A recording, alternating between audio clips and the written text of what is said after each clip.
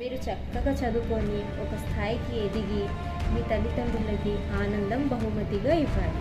మరి మీ తల్లిదండ్రుల కళ్ళలో ఆనందం చూడాలంటే మీరు ప్రతిరోజు బడికి వెళ్ళి చక్కగా బుద్ధిగా చదువుకోవాలి. కానీ ఇలా బడికి వెళ్ళకుండా ఇంట్లో ఉంటూ వీధుల్లో తిరుగుతూ మీ అమూల్యమైన సమయాన్ని వృధా చేస్తుంటే మీ తల్లిదండ్రులు ఆనందంగా ఉంటారా? ఖచ్చితంగా ఉండరు. మరి మీ తల్లిదండ్రులు ఆనందంగా ఉండాలంటే మీరేం చేయాలి?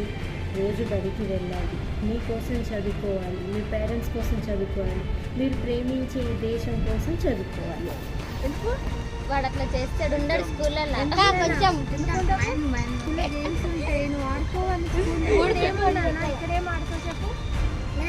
ఈ ఫ్రెండ్స్ నీ స్కూల్లో హ్యాండ్ రైటింగ్ ఇట్లా రాయడంలో ఫన్ ఉంటుంది, చదువుకోవడంలో ఫన్ ఉంటుంది. స్కూల్ లైఫ్ అనేది చాలా బాగుంటుంది. స్కూల్కి వెళ్ళకుండా పనికి వెళ్తారు వాళ్ళు.